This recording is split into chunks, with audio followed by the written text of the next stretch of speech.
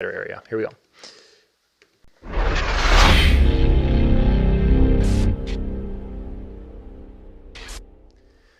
All right, we are now ready to go. We're going to be looking at everything you've ever wanted to know about the Denon MC7000. That means MJ has taken it apart, has desoldered every connection, looked at it, measured it, tweaked it, and put it all back together, and he's going to tell us all about it tonight, right? I've done that in paper form only, but yes, I have.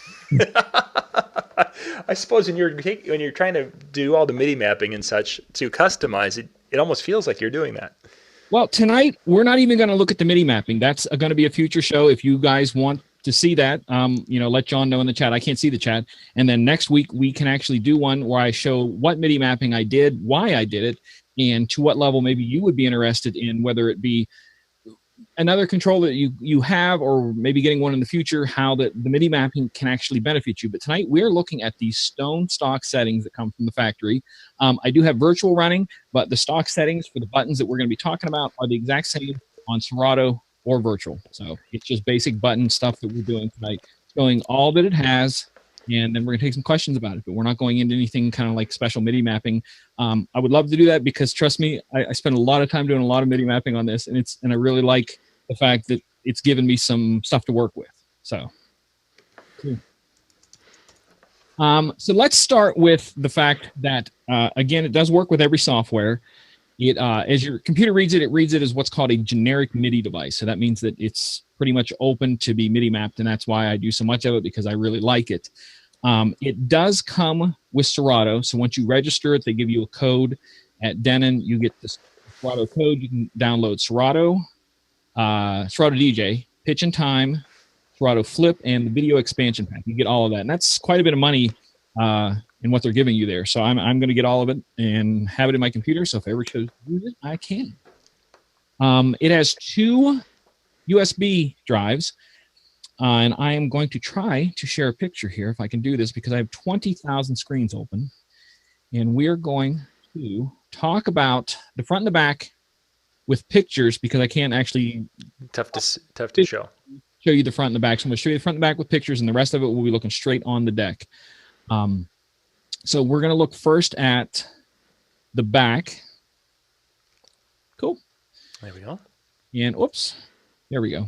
And as you see, 2 USB slots. Some of the things that I have found out about the 2 USB slots: number one, yes, you can hook up 2 different computers and DJ from it. And I'll show you the buttons that you do the switch over for them. And it does not have to be the same computer running the same software. We can have one computer that is a Windows running virtual, one computer that's Mac running Serato, and all you do is flip a switch, and each one takes control over deck by deck. So it doesn't have to be both decks. It can be, I can be starting on the right deck, you start on the left deck, it's your setup, then switch over and take over both decks, vice versa, switch back and forth, whatever you want. The other thing is because of it having 2 sound cards, I want to move down here a little bit. We'll get back to the other center, but as you see, you have your channels in the center, okay? The input channels 1, 2, 3, and 4. They are also, because of the way the sound card in there, Serato sound card, if you wanted to hook up 2 turntables on here with, Serato vinyl, you do not need the SL box. You can go straight into these from the turntable, and it will pick it up and read it like the Serato box does, and then convert it in your software that you have plugged into one of those 2 USB drives, and you could have 2 regular decks and 2 vinyl decks at the same time hooked up to this. The microphone, as you see, the power there, the power button. Next to it is the 2 mics. You have one of the converter XLR 1/4-inch combos and the regular 1/4-inch on mic 2. They do run straight from that connection to the main out. So you don't have to have it hooked up to the computer if you want to have a mic running through it. It will pick up. So you will constantly have a mic running through that. Like I said, the 2 settings there that both have the phono and the line for whatever you have plugged into it. And I don't know if you can see right in the center there, there's a little silver dot up to the left of the 4 in the center. That's a ground plug for a turntable that's built right into it. So if you need that, you got that. Let's move over, and this is something that I think is really cool. I don't know why they never did it, other than maybe it's just space on some of the other things, is that it has XLR out for both booth out and main out. And you also have an RCA out to hook up to things, which actually tonight, just because of the way the little mixer that I'm running tonight, it has, I'm running it RCA out of those two little things and over. Then you have your stereo mono switch, which is, for a lot of people, clubs themselves, 99% of them are set up in mono. I know a lot of guys who run the, what's the one sound systems that stand up on a totem pole? The Bose are. Bose. Yeah, a lot of people I know will run stereo because they think it sounds better through the Bose. 98% of guys who do dance stuff want everybody to hear the same things, but they switch to mono. So they give you that switch mono or stereo. Plus, most softwares inside are also set up to do stereo mono. You can set it up even before it hits that switch. So, but that's why that's there. And that's back. I will take questions as we're going through each section. If you have any questions about the back, I can't see the chat, so pass it on to John. Yep, I'm watching. Okay, so that's the back. And we're going to go to the front now, which is here. And the front is really simple. You have a 1/4 inch and an 1/8 inch headphones. And over here you have your crossfader curve control. And I will show you that here in a bit, what basically it does once we go to the main screen so you can see it. If you're not familiar with that, I'll explain it. If you are familiar with that, I think it's a good one. It feels nice. It really does. So that's the front and the back. If we have any questions on that at this time or not. The only somebody asked, Day and Night asked if the line in on the front must be the 8000. The line ins are 4321 and the faders are 4213. When on the channels when you've got it set. So on the fader or on the channels, because let's take a look at that while we have the front camera going on here. Well, actually, let me flip this over and we'll go to the top screen. Okay. And I just want to clarify what he's talking about because there's two different things. Okay. All right. So we have channels. Most of the time people set them up. It's 1, 2, 3, 4. Some of the early Denon and some of the other one, for some reason, when they did the mini mapping, they put it 1, 2, 3, 4. I don't know why, because most people do here and then leave the out 2 for anything you plug onto extra. These are what controls the fader. So if I want this deck to be with the fader on that side, I flip it over. If I want this deck to be the fader on this side, I flip it over. So right now, these two are flipped out for that way. Yep. These are flipped that way. But you can, if you want to, do it opposite. So did that answer the question about the fader? I think the line in up on the very top where it had the RCA's in is what we're referring to. Make that screen bigger. I wonder if. Yeah, can you just broadcast the? Yep, there we go. I can pop the Denon up to bigger. I want to go back to the front picture if I can and see what you're talking about. Oh, is he talking about recording line in for line in? Because like you can actually hook things up to the back end of those line ins and record them through the software. They do pick up. So is that what he meant? Or I think it was the RCA line in. There's no RCA line in. Up in the front. There's 4 RCA line ins. On the front, there's no RCA in on the front. Yeah. It's the back side of it, towards the audience. Up above your hand. Back here? Yeah. Yeah, like what I was showing the back. Yeah. They were just wondering if they were numbered in corresponding with the channel configuration where you had the one, 2 in the middle, and then the 3 and 4 on the outside. So. They are actually. Yeah. 1, 2, 3, 4, just as you said. That's how they typically would be. They are on the decks, yeah. So okay. Sorry about that. I didn't understand that. Yeah, no problem.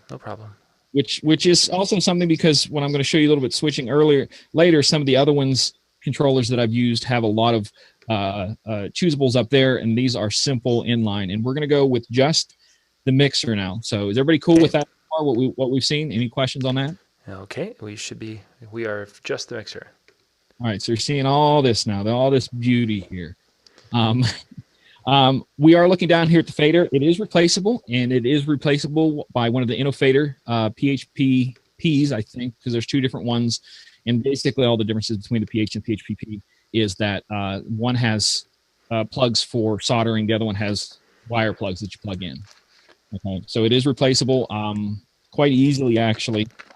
But this fader, I think, is really responsive. Like one of my tests of fading is to bat it back and forth between your fingers like this. And if it bounces back and forth, it's good. It's not the perfect scratcher's fader, but it's a lot better than pretty much any controller I've ever owned. You know, because I can bounce it and it bounces because it should bounce. You should be almost able to slap it and bounce it over and back, but it only comes to there.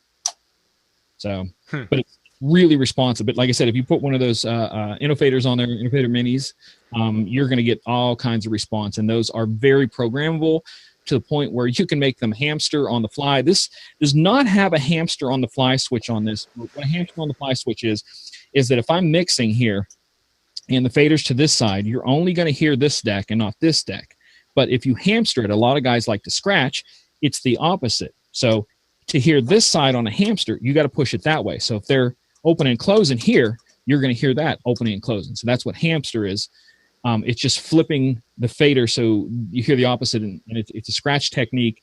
But this doesn't have a hamster flip on it. You can do it in the software if you need to. So for someone who really likes to scratch, and there are people out there who almost scratch hamster exclusively, Sure. You're stuck on that. You really are. But let's move up a little bit further. You have the 4 fader knobs. The 4 what we used to call long faders, the volume. They're pretty responsive and they stick pretty well. They're not loose like that. They're tight, so you get them where you want them. Above it, again, like I explained before about the faders on A or B, depending on which side you want. Then we get to the center section up here. This is sampler volume. So if I were to trigger a sample, let me make sure what I have here. Is that coming through? You are listening There to we go. Michael Joseph. Okay, you can hear that sample? Yep. I can turn it up or down. And that's what all that does is take the sampler section, which we'll get to the samplers later. That's the sampler volume. Split Q in the headphones. If you don't know what split Q is, I love it, and I'm happy to have a button back to it. And basically what it does is that when I'm queuing something, so let's say I'm mixing right now, and I have this track playing, and I'm going to you can see the Q light lit up.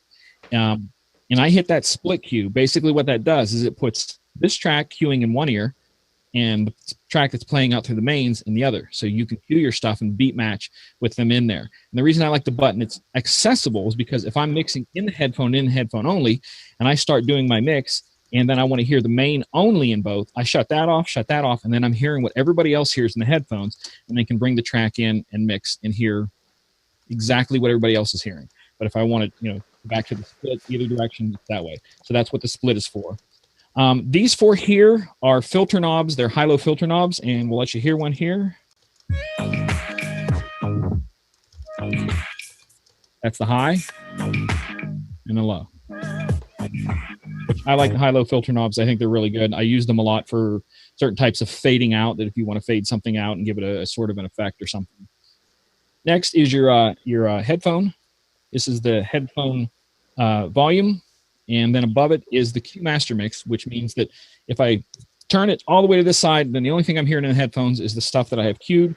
And if I turn it all the way to this side, then the only thing I'm hearing is the track that's playing out. Sure. So that's it. Your booth volume is by itself. So if you have your booth thing in there, you literally have a single volume for it and a single volume for your main. And the booth did not have any kind of equalization on the board, correct? Correct. I didn't see anything. Which, for a lot of guys who use booth monitors a lot, that would be really important. I think it's important because there are places I DJ at that I zone the sound to where I'll run the main to a section and then the booth to a section. So the booth is actually sound that other people are hearing, but I control it more when I need to in zones. Right. Yeah, so that would be a very important thing that I couldn't affect that. But again, with the digital world the way it is, and the programming, doing the auto gain and stuff like that, I almost never touch that kind of stuff. Like my gains, I never touch. I have these turned down right now because one of my dislikes about this controller, and a lot of them, very few, is that they put the faders when they're in the down, they're so close to there. So if I have that scratching, my hand's hitting that thing all the time. So I turn the gains down, and whatever I'm mixing, they're always out of the way so I can have more room. Yeah. So that's one of my pet peeves about this, and very few, like the NS7 gives a lot of room and a couple others, but most of them, they just pack you down against there. So that's kind of what that is. You do have your volume meters per track. And this is for this track over here, as you can see it. And if I bring it up, you'll see it come up in the main. And the same for the other side. So you have your meters for that, and there are meters on all 4 channels. So you're able to hear all that. Up a little bit further, up here at the top, way up there, you can hardly see it, but it says USB or line, line phono or USB, line phono or USB. And that basically means that right now, these 2 channels are picking up the USB from the computer. So, but if I would flip them, then channels 1 and 2 that he was asking about, then we'd be receiving sound, whatever sound we're receiving coming in, channels 1 or 2 would come out of these. And the same for these, that if I flip them both outside, had a USB, not a USB, but an RCA plugged into something else, whether it be my phone, then that would make that sound, pardon me, come out of there, and then I can bring the volume up and hear whatever's plugged into that. And those are your switches. And then finally at the top, I'm pressing them. It's not going to do anything tonight, but this is all you have to do. So if there's a second computer plugged in, and the person on the second computer wanted to start DJing on this side over here, all he would have to do is hit that once, that USB light would switch over there, and then that second computer would have control of this. And then when he was ready to, hit that, and the second computer has control of that. And then when I'm ready to go back, it's the same thing. Click, click, and I'm back on. That's all you have to do. Wow. Yeah, and that's one of the things that I do plan on getting some video of. I have some friends that I'm going to invite out and have them do a night where we're plugged in, and my computer, their computer, and just mix and have fun. Yeah.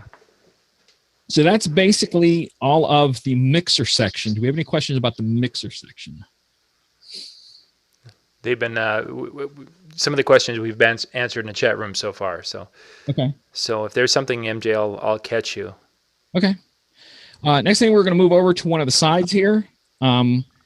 They mirror each other. When I say it's not a mirror, it's a negative mirror. So a mirror would be identical, negative mirror mean opposite. So as you can see, the plays are both inside. That is a pet peeve to some people. The Pioneers kicked them out. So that means, in my mind, if I'm working on this deck all the time, like remember we had talked about the pitch faders being the wrong side? Yep. And I did, and I'll talk about that now, that for my entire life, the pitch faders have always been to the right of the decks, 100% of the time, until about a year or two ago, a couple of companies started putting them outward, which we're doing that negative mirroring, opposites. And when I'm scratching, it kind of gets in the way and you bump it and you kind of have to relearn to scratch. Same sense of that carbon copy as opposed to opposite mirror. A lot of other ones will put the plays to the right of the platter and to the right of the platter instead of inside. So if I'm working over here and I'm used to hitting play here and I switch over here real quick, my mind is going to be this way to hit play. But they've done it this way. That's kind of a pet peeve, that it's not uniformed, which a lot of guys like that. So if you're running a turntable or you're running a CDJ or 2 CDJs or 2 turntables, your plays are always going to be on the same side because they match. You understand what I'm saying with all that? Yep. Okay. But that's one of my pet peeves. We have the cue and the play, and they simply do exactly what you say. Pause it, and the cue, if it's playing, the cue is going to bring it back to that last cue point.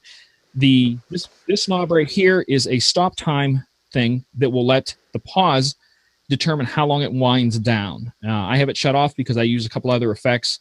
I won't be going hardly into any of the effects tonight, but it can show you here that if it's playing and I hit pause, it'll stop. But if I turn that up just a bit and hit pause, turn it up a little bit more, or turn it all the way.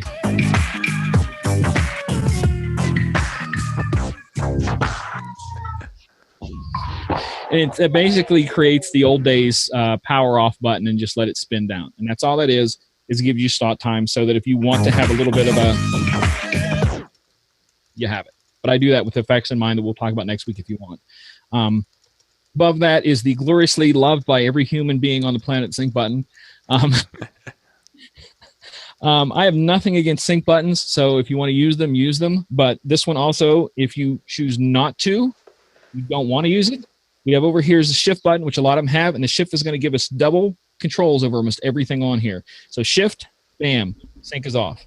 That means that I can't hit that button. Will do nothing in the future if I do that. So it's not even right. I have a friend who keeps his off, and he makes sure that people know he keeps it off. For some reason, he just really wants to be known the fact that he never uses a sync button. So that's fine with me. I'm okay with that.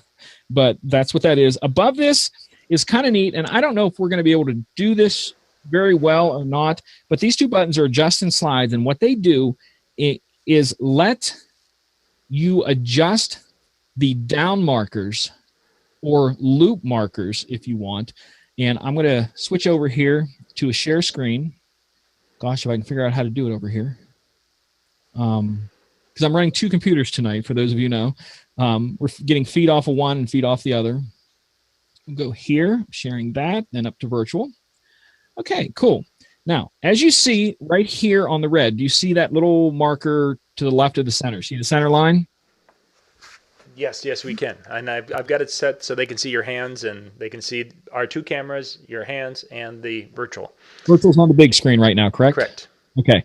So one of the things with this is that when you hit that set and control, what it lets you do is adjust where that is at. So if I hit that set, you see that white line moving away from the center now? Mm-hmm.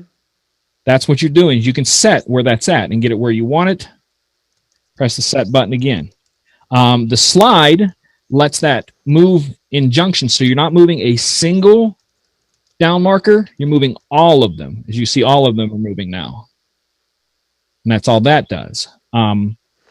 Again, back to that magical shift button. If I hit shift and that first adjust button, it will set it there. Or if I hit shift and the second one, the slide, because like I said, remember they're layers, what it does is it will clear wherever I have. So I'm going to make that line. That's where it should be. So I'm going to move, I'm going to move that and move it way off. You can see it there, it's off. Mm-hmm. Then I hit shift and the slide, and what it's going to do is going to reanalyze the track from the beginning and move it back. That's all you have to do to analyze the track if it's not already analyzed. Is hit shift and then that slide button, which actually is the clear redo. I'll move it again, let you see it. See how far off it is there? And I hit shift and whoop, it goes back. That's what that's. Okay, cool. Back to this. Again, stop me anytime if you have any questions. Yep, I'm just Okay, we back to the big screen with the 7000? Yep, and it's all by itself. Okay, cool. Slip mode and vinyl mode are pretty simple. They are, vinyl mode is just like it's a record with a needle on it. I'm going to clear this off of here so that I can see. There we go. So, all right, so it's just like it is. But slip mode is if it's playing. I'm sorry, vinyl mode is that. Let's start with vinyl mode, okay? And if I have not vinyl mode, what that's going to do is let me adjust the pitch. So if it's playing, vinyl mode's not on, I'm slowing it down. Mm-hmm. Or speeding it up. The vinyl mode, it's just like...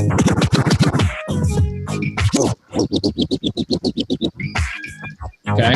Slip mode, what slip mode does is that it keeps the song playing underneath. It lets you grab a hold of that turntable for a second and scratch it. As soon as your hand comes off of it, it goes back to where the song would have been if you never would have touched it. So it would be like this. Let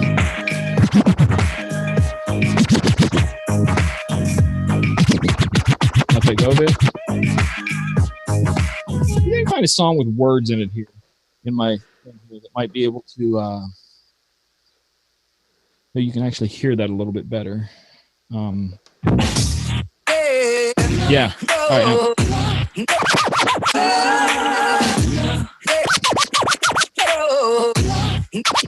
Now.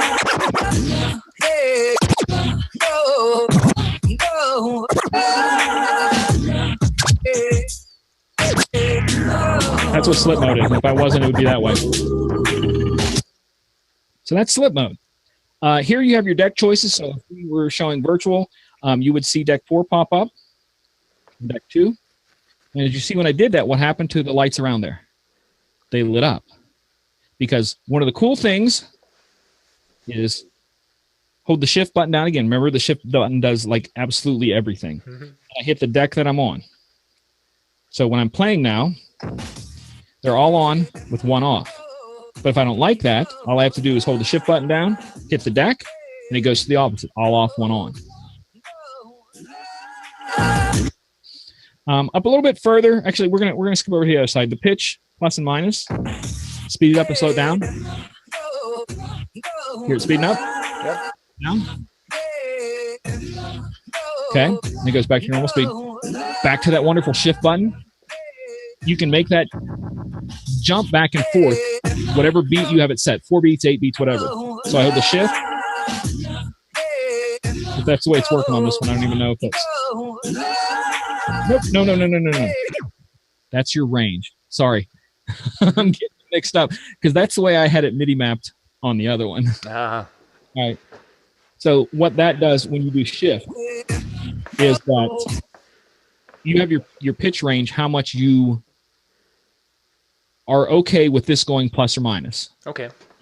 I have mine almost 100% of the time set at 8%. But if you want more, you can. So hitting shift in this way changes it. So we can have, okay, that's 8% right there. I'm going to crank 8% up and then change this.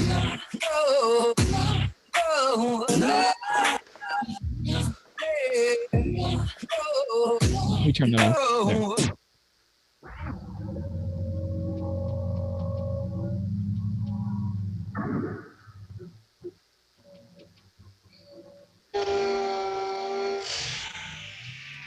And we're back to my 8%. So it lets you jump your percent. So if you want maximum 8% one direction, maximum 8% the other, that's all you got to do. And that's how further it's going to go. So we're back to that again. And the same thing, we'll go up a little bit. We're still all in the pitch section. We're talking all about the pitch sections. That's, like I said, your pitch. This has a very good plus or minus pitch on it. I think it's super smooth. That's one of the things I like about it is how smooth it is. This button here is, so this does what in the back old days there was pitch lock and pitch shift. Pitch lock means it locks that pitch at what it's at the normal speed. So if it's 100 BPM, and no matter how far I move this, that tone is going to be as if it was at 100 BPM. So we're hearing it. So the pitch stays the same. Okay? But if that wasn't on, this is what you'd hear.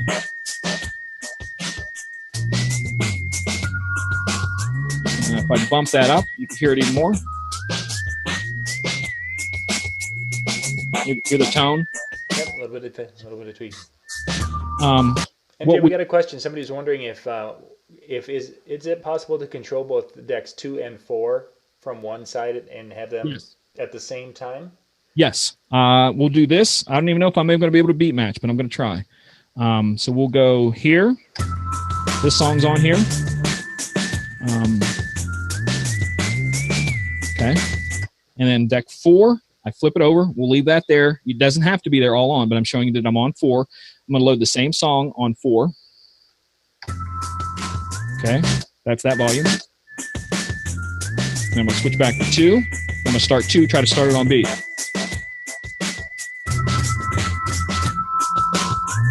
Off just a bit.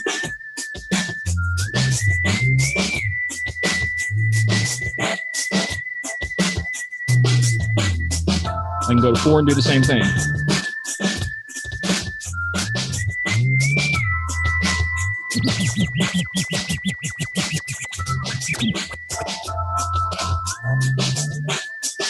Stop it there, switch it to 4, stop it on 4. Okay.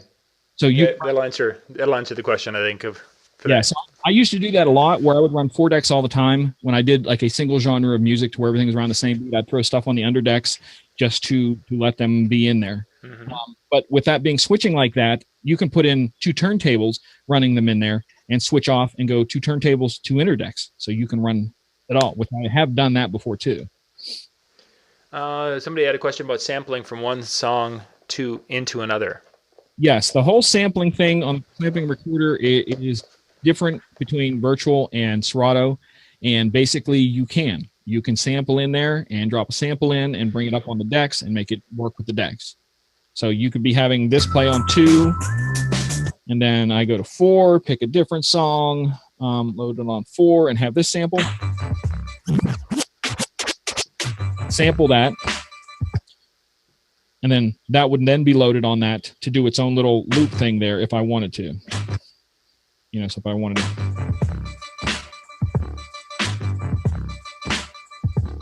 If you wanted. So yes. Sampling is this whole thing. That's what, when I talked Monday night, we were talking about Serato Flip and all that it can do. That's where that gets into that, to where you literally can have a single song and have in that song in the computer, it has 4 or 5, I think it's up to 6 versions on some. I don't quote me on this. Edits that you want, and those edits could be nothing more than you setting up a song and having.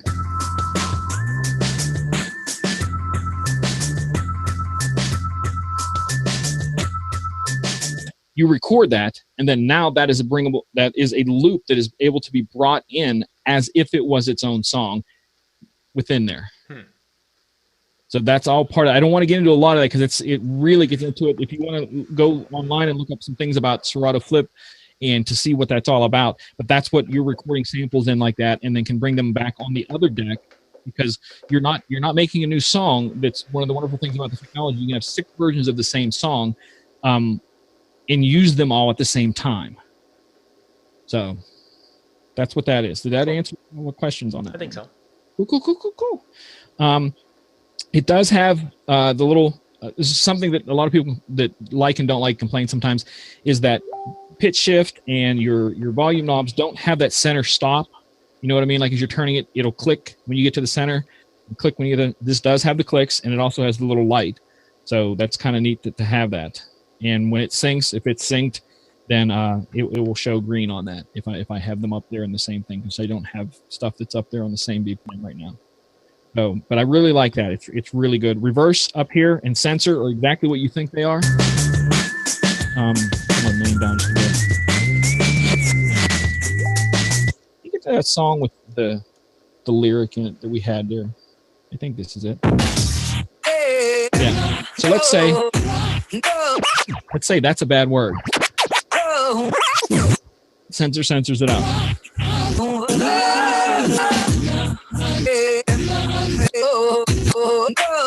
And you go back to that glorious shift mode, and it just reverses the track.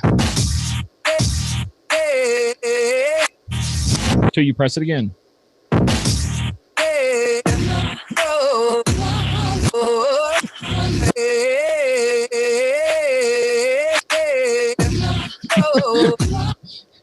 This is all part of mixing the stuff you do, and that's what that is. We talked about this little button here, the pitch lock and pitch shift. Again, if I pitch it one way or the other, yeah. Hear how it went down?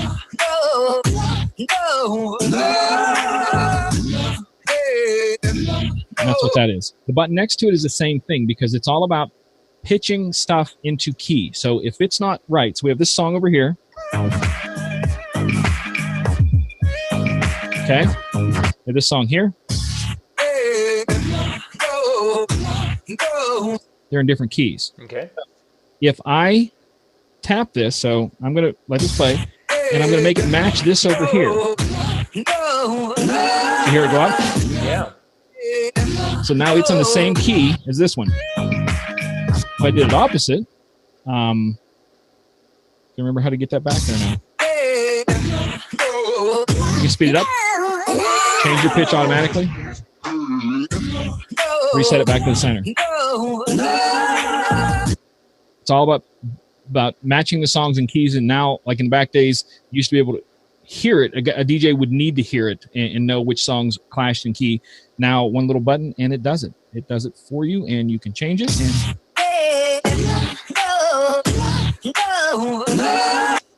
So if a song, again, is not in the right key, what we do here is go back. You hit it. Those are on the right ones. But you get my point, right? Yeah.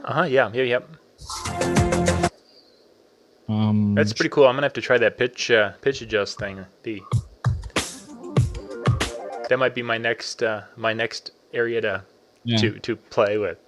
And it gives you a lot, because then, like I said, I only go 8 plus and minus 8%, but a lot of people go more. So if I went go back to this and bump it to 50%, turn that off.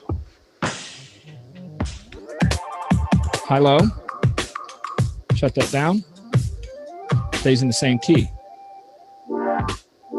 When that feature first came out, back in whatever year it was. Oh my gosh, that was the most awesome thing ever. Except for those of us who think that it's a form of cheating. I'm kidding. No, if you complain about the sync button and don't complain about that, they're in the same thing. Yeah, it's same family, yeah. So, but I don't complain about either. They're both tools. You know, I always like to tell this story, and I'll tangent this off really quickly. The guy who invented the sewing machine had his factory burnt down twice by local tailors and seamstresses because they felt that he was cheating and he could put out more clothing than they could because they had the machines in the factory, and they burnt down his factory twice. But what do they all use now? Machines. Yeah. So it is what it is. Oh, I thought you were going to say they use child labor, but that's another. This is coming from a man who has how many kids now? Yeah, well, exactly. That's why I know. John was trying to develop a full football team with second and third string. Yeah, but unfortunately, I got old on the deal. It happens. Yeah. All right, so we're going to go over here, and we're going to go back to sharing on this deck here. Okay. Give me a second to go back to sharing the virtual, because it has something that I like and that I changed in my mapping. Is that you see right there is your song. Okay. Okay. Yeah. By hitting the scroll here on there, and I'll go back and show you the scroll here in a bit. Oh, we're seeing it. We're seeing it. I've got both the windows. Okay, so the scroll picks your songs, and then pressing down on scroll loads it onto that side, or I do the same thing on this side, loads it to the other side. Okay. These here will let you load things into different panels. So if I want to see everything, which is the panel view? Yeah. So see the side there? Yeah. Lets me see my side panel if I want by just hitting a button. I can look at my history. I can view the whole thing and go back and forward. But underneath, as you can see here right now with this, I'm going to sort this by BPM. Okay, right there. I can then, by hitting the sort button, and the other ones, I just sorted by artist. There I'm sorted by artist there, sorry. And then that is sorted by, I believe, key and title. So if you just want to sort differently, you have the same list open, BPM, key, title. Mm-hmm. Just flip the sorting with one press of the button. You don't have to go up to the computer and do anything. The one thing I did on mine that I will talk about is that right now you do on the shift, and the back button will let you jump between your different playlists. As you can see the white line at the top of each section there. Yep. Watch that. And I'm over here and hit it again, and I'm down here in this list. It's currently in the stock version. It is a shift. You have to hit the shift to do it. I flip mine in my MIDI so that I don't have to. So all I do is hit that, and then the other one down here will let you jump between just two things on mine. Right now, it's just letting you jump between the side panel, which let me open the side panel. Oops, not the wrong one. I'm not used to what the stock is. There we go. So if I'm doing that, going back and forth between that, it'll jump between, see, on the right-hand side, mm-hmm. Then on your top deck. Okay? That lets you jump back and forth. So if you want to go through, I want to go there, but no, I want to go back. I'm here, I'm back over there, and I'm there. So that's what that does. Is that one of the things that they are doing now with these are dedicated buttons for things like that, to where you can just flip back and forth as easy as you like, just with doing that. Question. Go ahead. Shoot. Where? The jog wheels. What do you think? For scratching, how do they feel? I like them. I'm going to get to that in here in a minute because good. You're going to hit on it. I work my way around to all the buttons on there because, like I said, some of them are mix and matching on there, and the parameter buttons at the bottom. I want to show that right now because you can see down here in the bottom right-hand corner. You can see both, right? They're two parameter buttons, and I flip mine in the MIDI mapping. But stock right now, what it does is if this song's playing and I hit that, it's either going to jump forward to the next cue point or back. So back to the first one, to the second cue point, third cue point, back to the first one. If you hit the shift button, what it does is it'll jump forward or backwards just 8 beats. So it would be like this.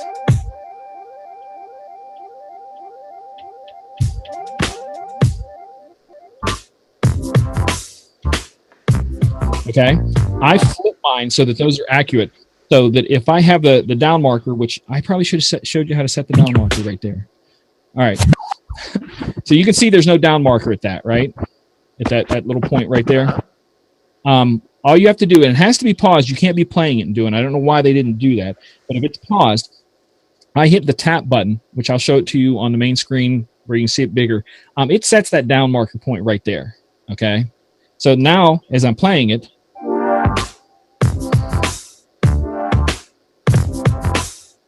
okay, that's where it should have been right there. So right there. So if I do that shift in these buttons, it'll jump back to that next beat.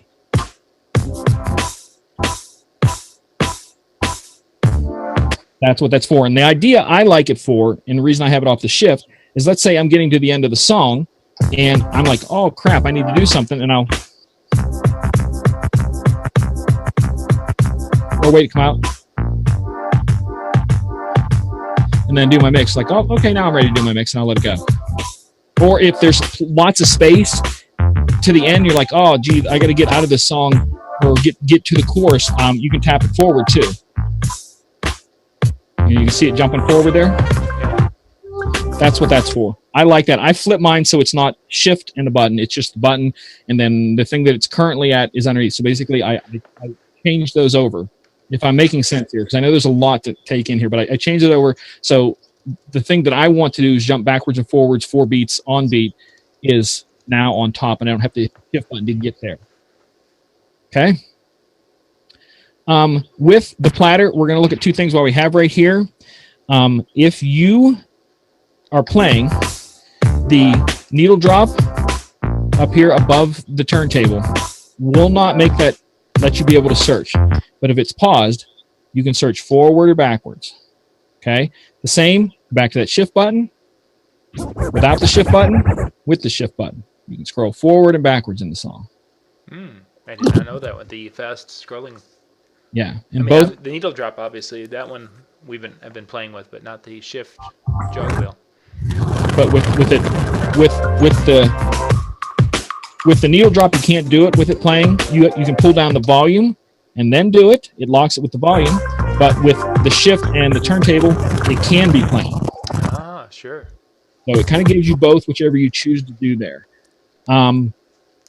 I think that's all I wanted to show on these. We'll go out of the share and go back to where you can see the full decks. We're almost through everything here. Am I back to the regular? We're back. Cool. The platters I like. I think they're good. Let me see what I can bring up here. Let you kind of hear. There. We're going to load this over here. So we've got this sample over here. Nope, wrong one. I loaded from the lower deck. Again, because I don't have it like my MIDI mapping, so I'm like not loading it right. All right, so there we go. We have the char sample. All right. Okay, so if we throw a beat over here, we'll loop that, and we shall loop that onto... Move those out of the way.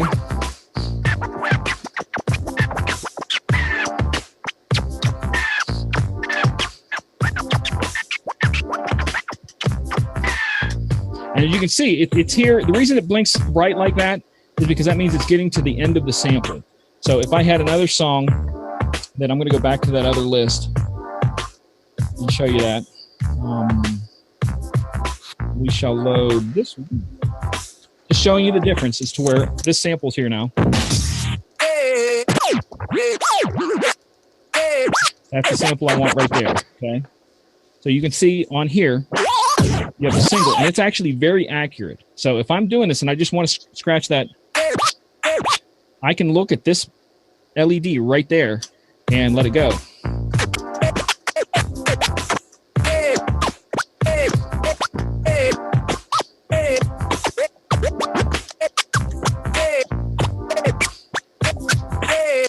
And it's actually viewable by that. And that's one of the things that I think I like about this, that with the Pioneers, they have the center section that spins. and I don't think it's as accurate. But when you have this big thing moving all the way around, even though I agree with some people, it does look a little cheesy. I'm not going to lie to you. LEDs look a little cheesy, but it is trackable, like I said, because it is. I can see right on the exact LED that hits right there. So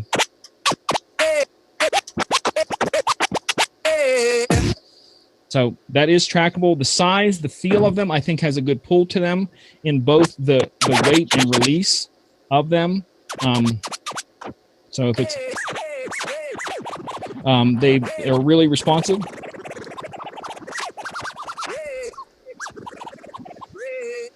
And if you need to pitch up or down, which I don't use, like we talked before, the pitcher up, down buttons here. Mm-hmm.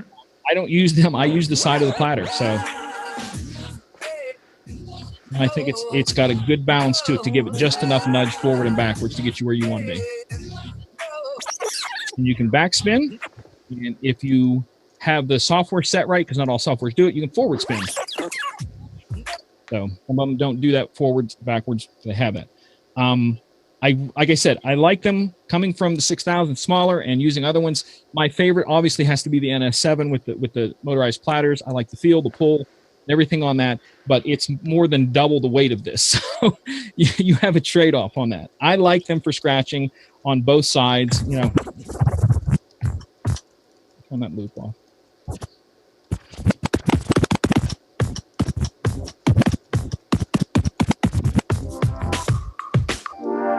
You know, so it kind of has its own little feel of stuff going on there. And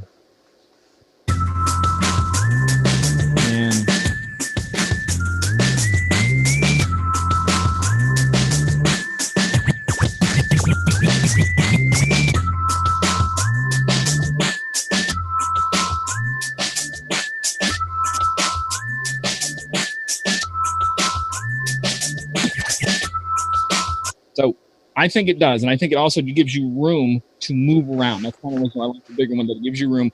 I think it has a great feel. Sure. So let's go to the very top here.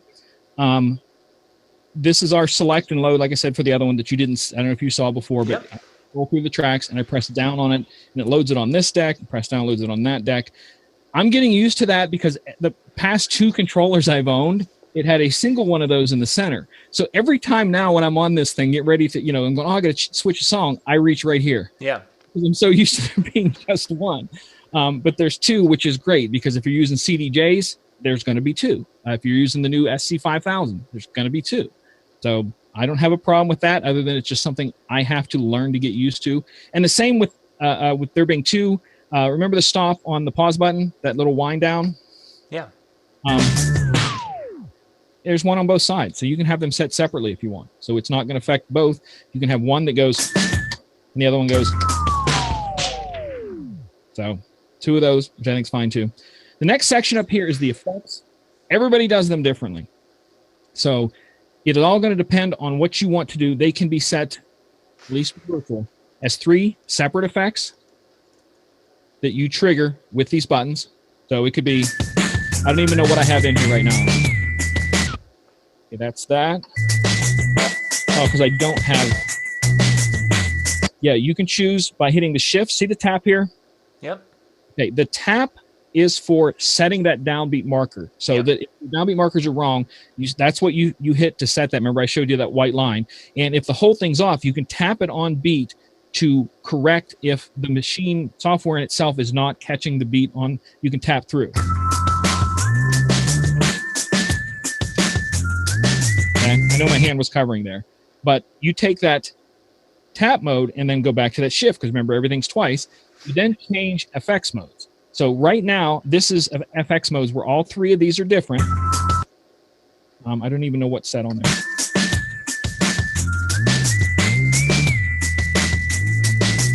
I don't even know what's set on there. Oh, backspin's on there. That's supposed to be a wang or something. It's reverb. Like I said, this is stock, so I don't know what stock is here. Distortion. Ooh, distortion is nice. And then we'll put flip and double on here. Here, that's called double.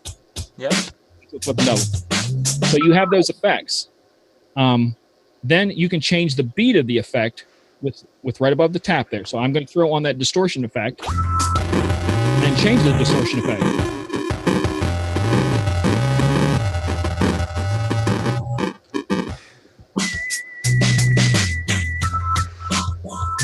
And that's all that does, is that lets you adjust the effects. That wasn't the best one to show.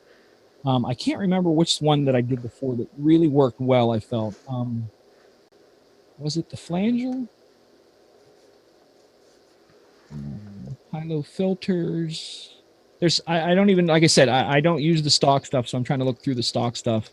We'll just try noise and see. Anyways, that's what that is. But if you hit the shift and go back to the other one, then that becomes a single effect that you then can change parameters on the single effect. Like if it's a backspin, you can change the length, the speed, and everything on a single effect, and then assign it to a deck. So it can either be shift this way 3 separate ones, or shift that way 1 that's fully adjustable and then assignable. That kind of makes sense? Yep. If we tune in next week when I do the MIDI mapping, you'll see that I changed all of that. That's what they've been kind of alluding to.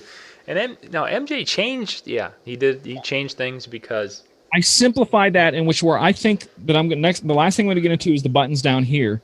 I think that the next thing they're going to do effects wise is put 8 buttons up here that both allow this sort of setup and the setup that I do, because what I do is that I set individual effects in there. So it's always one.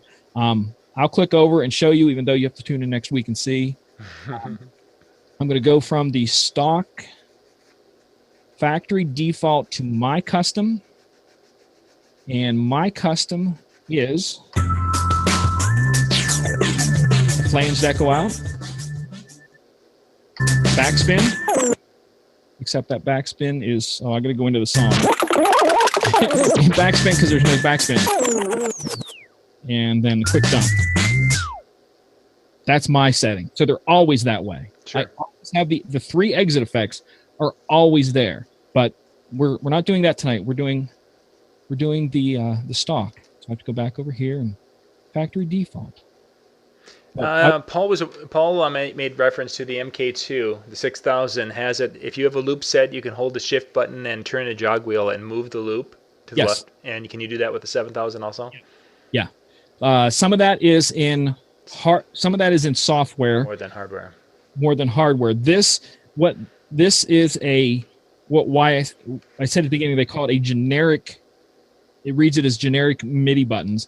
Is that the software then determines what those do, and you can adjust that, roll that, do whatever. The roll buttons down here in the effects. That's the last section we're going to talk about. Oh well, let's do the mics real quick here. You have a mic here. There's 2 mics on each side is your mic volumes. Okay, and John had pointed out that I didn't notice right away is that the left mic is your main mic, and this is the one that is the combo XLR 1/4 inch that we showed at the beginning. It has a high and a low adjustments, no mid. The one over here just has a tone knob. That's all it has.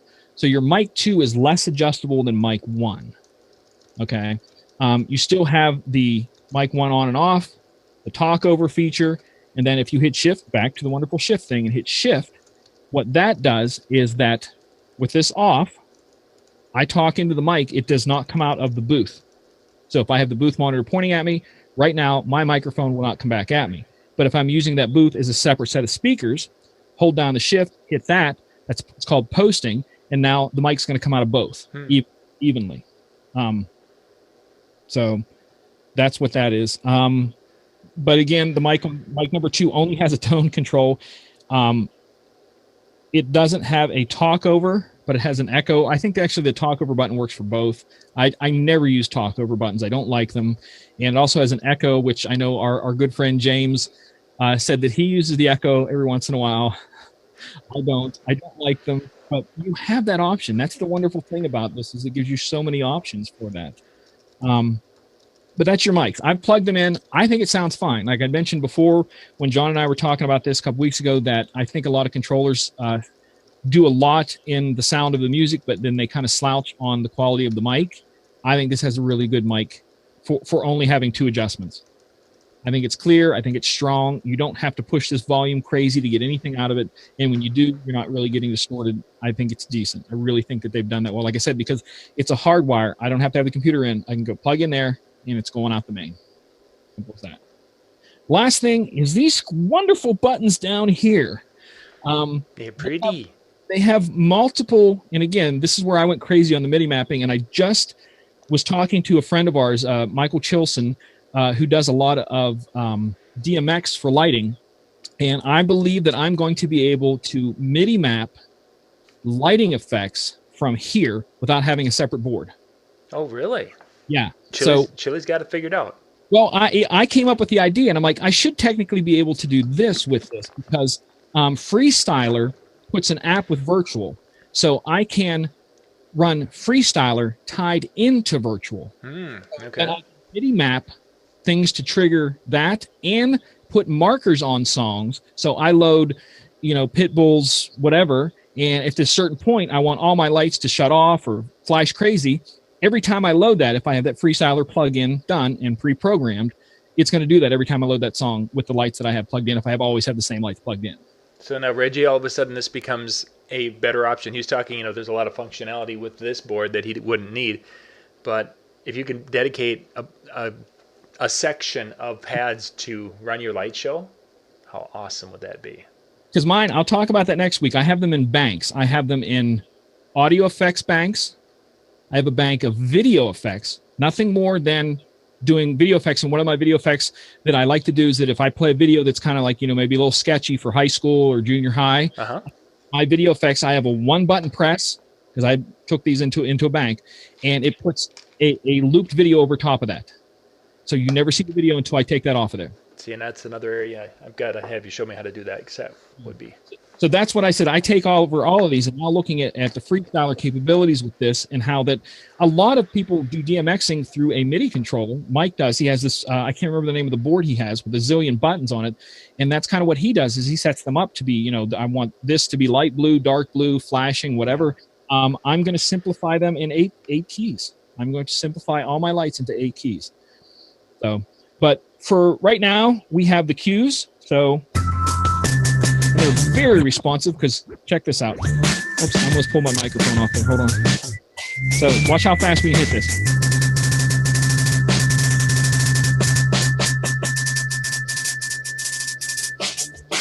The camera's not even registering your movements. It looks like you're...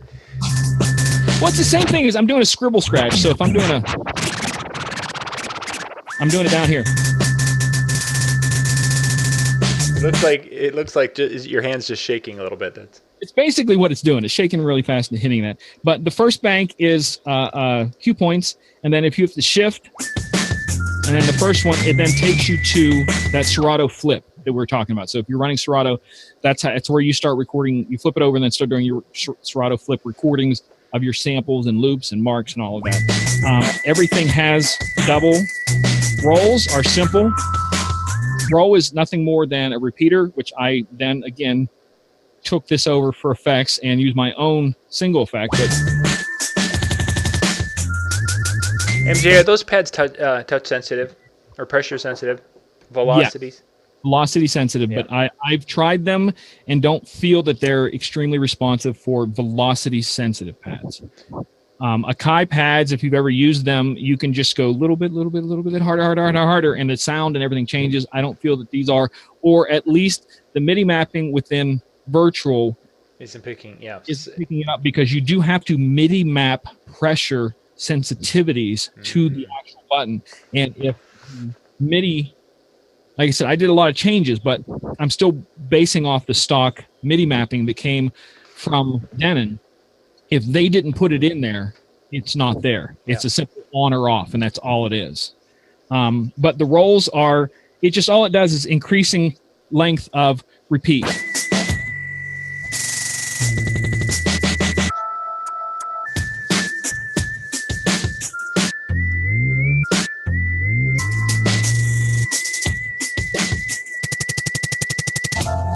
And Slicer is similar to that. The roll down here, when you go to the second one, that's when you start recording your rolls. Ah. That's kind of what all that is that it gives you a second layer. As you see next week when you see my MIDI mapping, I took that away and put another layer.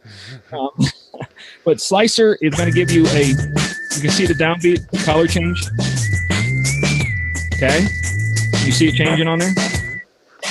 I hit that.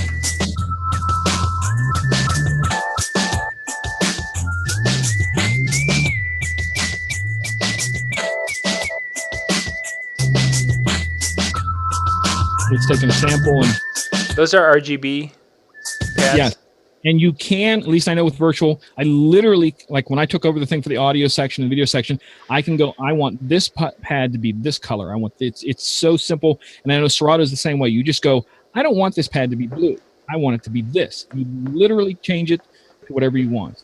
And then the final button across there is your sample section, which is right now I just have a simple sample bank in there. You are listening to Michael Joseph, MJ in the mix. Etc. So on and so forth. Mm-hmm. So that's what those are. And then you go back to Q and and also with the Qs, depending on how you have them set up, they can be like single start, as in like you have to hold it down, or single tap, or stop start. So it could be one tap starts it, one tap stops it, or like I have it, it just goes back to. So those are, again, with all the mapping, everything's settable. To whatever you want. I don't know. Did I talk about the loops? Auto loop? Well, know how to loop. No, you haven't done much of anything with that. Okay, the loops, you know how to make a loop in a thing, basically. We've all done that or seen that. But this gives you the choice of either setting an in and out part of the loop or doing an auto loop. So if I turn that on, then it's going to be, as you saw it there, I've purposely put it offbeat so you can hear it kick back around, okay? So I can shorten that. Make it longer, or shorten it, then release it. And that's all that does is you set a loop that quick. So if I go back to the beginning of the song, I just want that loop to be there, set it. I know I want it this many beats, so that's 8 beats. It's going to loop on 8 beats. You can see it jump. That's a loop. On your configuration, did you do 2 banks of samples, or is it just one? One. But I'll talk about that. Our little trick that I showed you with the kick drum, because all my songs are censored. I'll talk about that next week. That's what the censor button is now. It's a kick drum. Censor button, because I don't use the censor because all my songs are censored anyways. I just said I don't use that button. Now I'm going to use that button. Sure. That's the wonderful thing about MIDI mapping, and I'll talk about that next week. That if you go, I wish it did this, you can do that now. But if you don't, that's one of the things that the 7000, the 8000, the 2 new Pioneers and several others are putting in dedicated buttons for things so that you don't have to. All the stuff that I maybe had to change, you go, oh, I wish I could do this. They're now dedicated in there. The slips, the adjust, the sensor reverse, the file jumping, all those are now dedicated buttons. Let me make sure, look at my notes here. These about effects, but we're talking about buttons and effects. A lot of Serato stuff, and I know we're past our hour. We're just about finished. Some of Serato controllers come with sounds built in, so you get those samples that I have in here, like Yep. Okay, I programmed that. I picked that in there in the bank. But with some of the Serato and Pioneer controllers work with Serato, they're built in. So you don't even, it doesn't matter what software you're using, those buttons that have those samples are always going to be that on the thing. They're always dedicated to that. And that's why I think it's coming into a little bit of simplicity, that it is taking people who don't want to do MIDI mapping or can't or don't care. You don't have to. It gives you the option. You can go, I want this controller because it has it all set up. I don't have to do a darn thing. Any questions? I have one more thing to show. But now, why don't you move on to the one thing, and if there's any questions. Okay. When you turn it off, it may click here. I apologize if this clicks. All right. So power's off. Okay. I power it up. It goes through this really cool thing. Basically letting you know, okay, now it's set up. Okay. But if I hold the shift button down, is it the shift button? I think it's the shift button. If I do this wrong, I'm sorry. We'll know in a second.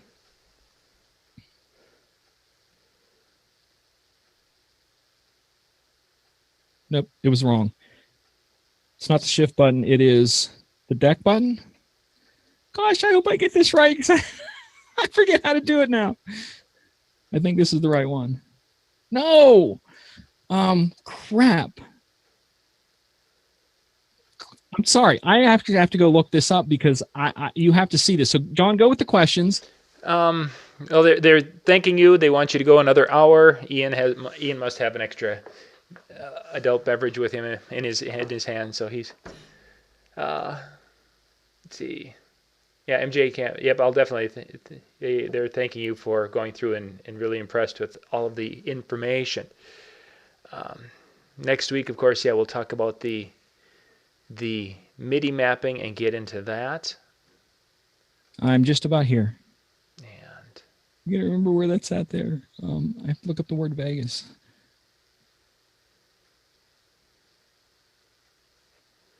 Where's it at? the vinyl button. The vinyl button. It's not the. Is it the vinyl button? I don't know. That's Mark or Funk Sanchez. Yeah, it is the vinyl button. He's right. Because I can't believe this, but it's the vinyl button, which is again, I'm still learning this compared to the other one. Right here, Okay. hold it down, the power button on, and we get what is known in the industry as Vegas mode. All the lights are changing and moving, and it doesn't stop. It just keeps doing that. That's called Vegas mode.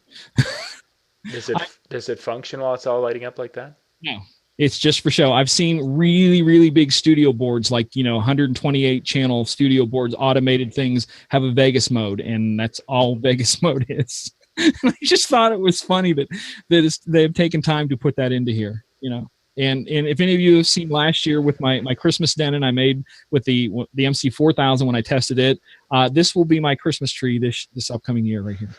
Forget a tree. I got my Christmas Denon. So. Oh, funny. So do we have any other questions? And the only way to shut it off is you have to restart. So I think that is about it.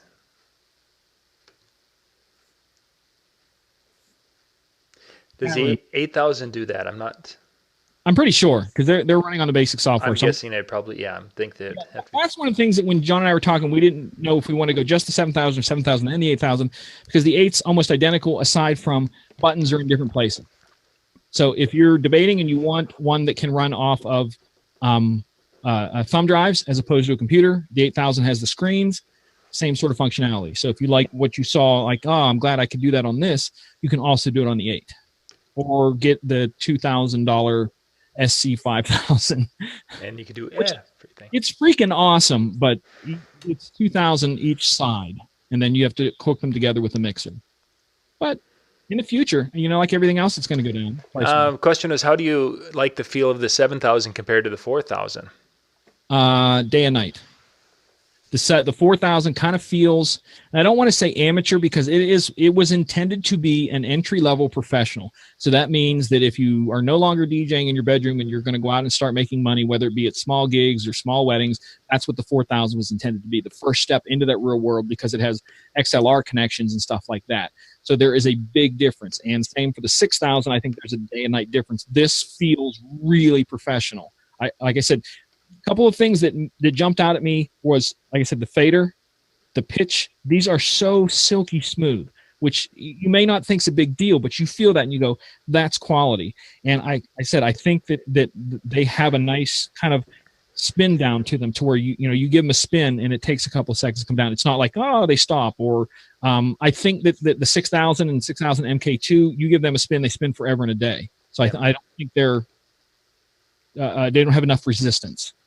And that's the other thing that I think is going to come in the future is that you're going to see, same with really high-end faders, you have adjustability to how tight you want it. These are going to also be adjustable in the future too, to where if you want that to spin like crazy, you can or not. That's the adjustability I think is coming with that. Someone asked about if you use a vinyl search. I'm not exactly sure what that is. That the needle drop? It could be what they mean by this. Yeah, yep, the needle drop area.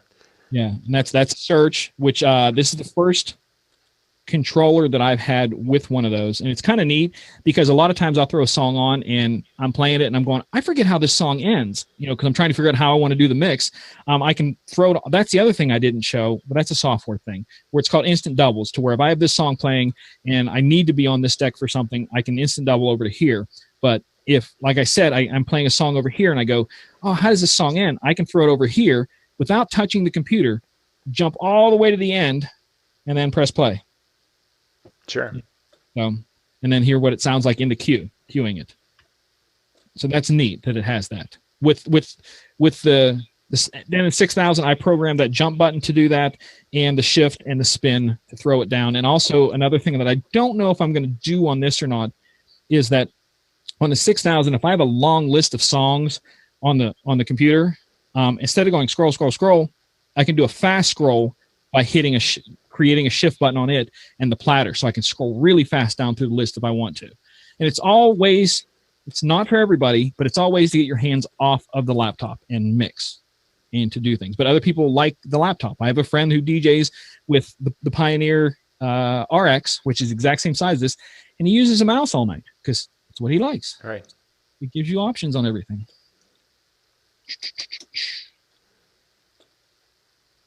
Cool. I don't even know if I'm attached now. It detached from when I did the Vegas. Vegas mode. Good. Anything else? I think that is it. If John wants to do the next week one, if you're cool with that, we'll do the MIDI mapping. We'll talk about why I do it. I'll even show a couple scripts. I'll talk about places where you can download for not only this program, but other programs, certain controllers you currently already have, depending upon the software you're using. There are other people who have created crazy things. Like I said, when originally the 6000 was put out, the channels that they put from the factory MIDI map were 1, 2, 3, 4, instead of 1, 2, 3, 4. So somebody mapped that and went out right away and they grabbed it. I changed mine when I got it, but somebody else put it out there for you. I guess I could put mine up if you're interested and have an MK1, an MK2, or 7000. I will give you my map. There you go. So I thank you guys for tuning in. I'm glad you enjoyed this. I'm sorry it went long. We tried to keep it an hour because everybody has a small attention span nowadays. But thank you guys. I appreciate it. This is stuff I love to do. So I'm glad that I get to share it with you, and I hope it helps. Good stuff.